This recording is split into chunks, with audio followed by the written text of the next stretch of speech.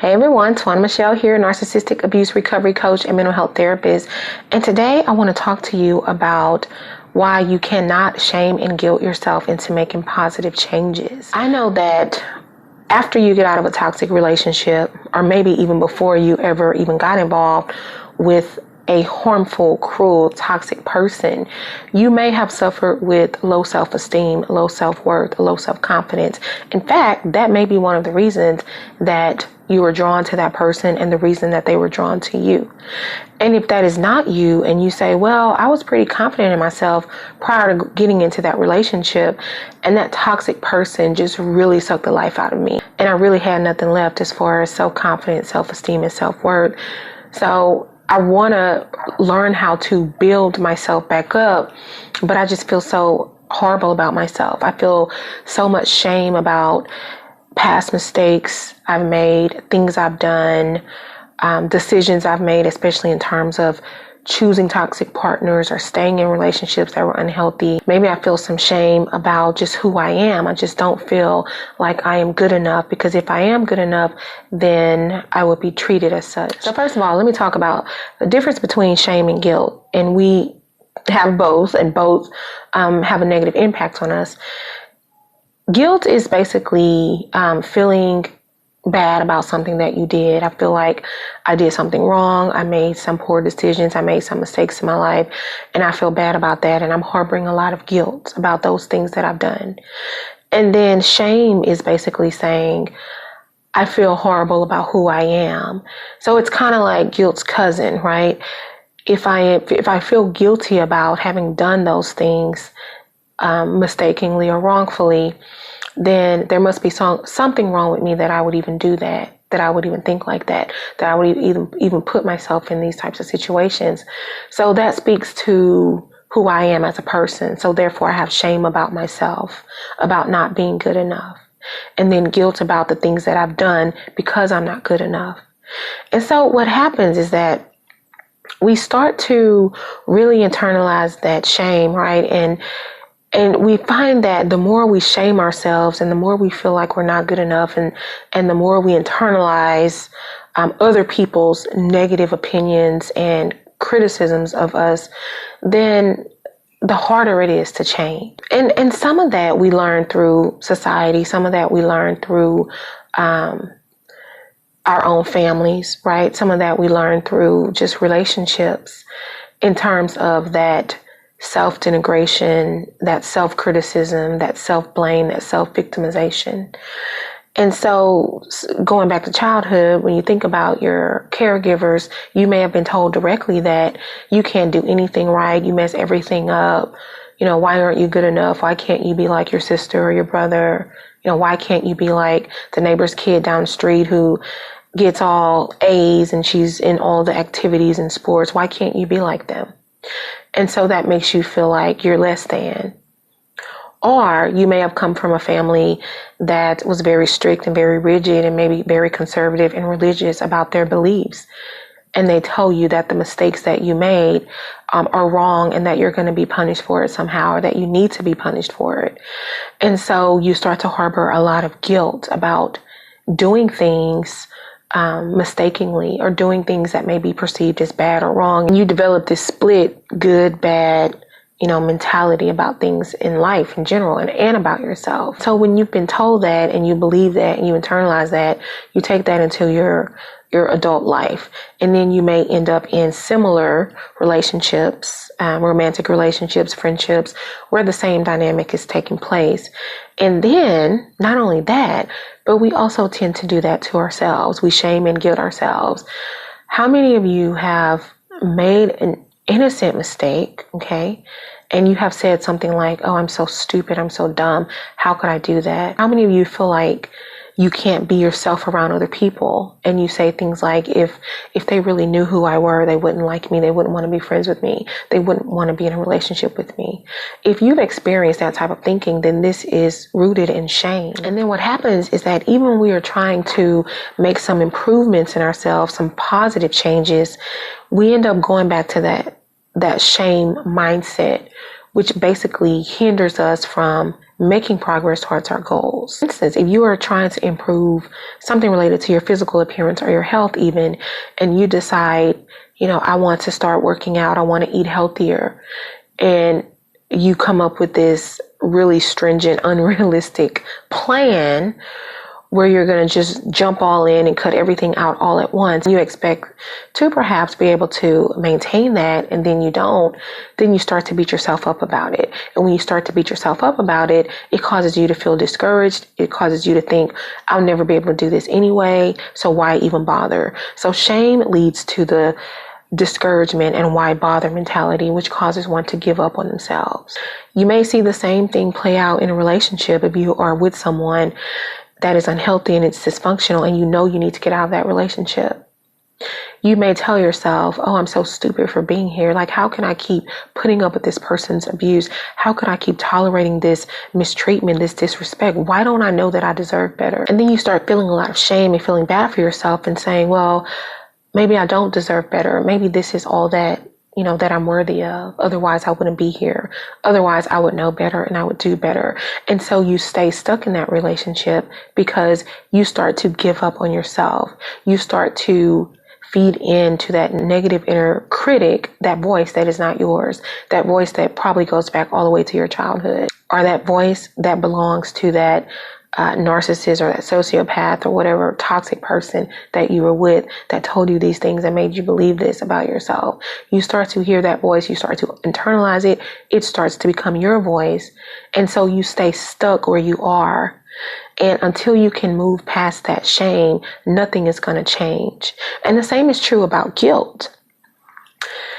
If I am trying to get out of an unhealthy relationship, and then I break away, and then I slip up and I make contact, or I feel sorry for them and I take them back. Now I feel both the shame about, what I've done, and I feel guilt about having done that. That doesn't make me want to do better. That doesn't make me want to find a way to get out of this unhealthy situation for good. That makes me feel like this is exactly what you deserve. Because you keep doing things wrong and you feel horrible about it. And if you're feeling horrible about what you do and who you are all the time, how can that promote any positive changes? How can that promote any encouraging, motivating, inspiring thoughts that are going to get you moving and get you on a path of doing something different and healthy for yourself? It's not. It's going to keep you stuck where you are. And so you may be asking, well, what do I do about that? Well, the antidote to shame and guilt is radical self-acceptance. This is where you say, I have done things that I'm not proud of. I've done things that were wrong. I've made mistakes. I've made poor choices. And that's the guilt, right? And then the shame.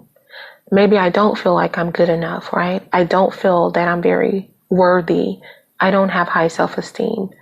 My self-confidence is pretty low right now. But I can accept all of those things about myself as I see them currently. And once I can accept it, see, self-acceptance leads to self-compassion. Because if I can accept that, yeah, I've made a lot of wrong choices. I made a lot of poor judgment. I put myself in situations and stay there too long, and I feel horrible about it. And yeah, there's a part of me that feels like I'm not worth anything better than that. I can accept that and then extend myself grace and compassion. And I can question, how did I come to feel this way about myself? Who made me believe that I wasn't good enough? Can I forgive myself for any wrongdoings and any mistakes and the poor judgment that I've made? Can I have compassion for those parts of me, that voice that tells me that I'm not good enough? Can I have compassion for that person, that inner child? Can I nurture her? Even if I have not totally changed my belief system about myself, if I start with acceptance, then I can have compassion towards myself, and I can be nurturing towards myself. And then I can work on making the changes in mindset, changing those limiting, self-defeating, irrational, negative, distorted beliefs that I have about myself. And then I can also make positive changes in my life, and I can work towards actually being physically healthier. I can work towards actually walking away from toxic relationships and people and situations that are not good for me. I can work towards making better choices in my life and creating the life that I want for myself, because then I'm going to know that I'm worth it and I deserve it. And even if I'm not there yet and I don't know that I'm worth it and I deserve it, I still have enough compassion for myself to not sit in self-criticism and self-blame, and choose to move out of that and eventually get to doing something different. So if you have tried to shame or guilt yourself into recovery, into healing, into self-improvement, into changing in any positive way, you have probably 100% of the time failed at it, because it doesn't work. It doesn't work. You have to accept yourself. Self-acceptance comes first, then self-compassion, and eventually we get to self-love. The message, that's what you want to focus on, and asking yourself, how can I accept me as I am? And if you struggle with that, think about a child. If you have children or nieces or nephews or any child in your life that you love, that you care about. Think about people that you love unconditionally, or a best friend, or someone who is not perfect by any means. They have flaws, just as everyone else does, because we're human. Do you shame and guilt these people as a way of trying to make them feel bad enough to improve? If you do, then you know it doesn't work. And if you do, please stop doing that. That is emotionally damaging. But most of you probably don't, because we are kinder to others than we are to ourselves. We give other people grace. We extend compassion. We are patient with them. We are understanding with them. We recognize that growth and change is a process. It's a journey. But when it comes to ourselves, we don't do that. So think about, how can I accept myself just as I am? What would I tell a child who was really beating herself up about having done something wrong or feeling like she's good enough? What would I tell my best friend who was doing the same thing? And how can I give myself grace and compassion in the same way that I would to them? And that's where you start. Because we cannot have negative thoughts and beliefs about ourselves and still make positive changes. They're on complete opposite ends of the spectrum, and they're never going to line up. They'll never be in alignment. Negative thoughts and positive behavior will never align. So that's all I wanted to say today. Let me know what you guys think about this. If you want to add anything in the comment section, put it down below. Let me know what your thoughts are about self-acceptance and shame and guilt and how that plays a role. Or if you have a different experience or opinion, maybe you feel like you have shamed or guilted yourself into self-improvement, let me know. I'd love to hear about that, because I have not seen that, have not experienced it personally or seen it. Also, share this video out with others who you think may benefit from this topic. Leave some topic ideas in the comment section down below. I am currently creating a list of some of those suggestions so that I can get those videos out. And if you like my content, if it resonates with you, go ahead and subscribe. We'd love to have you be a part of this community. And I think that is it. Thank you guys so much for watching. Until next time, take care. Bye.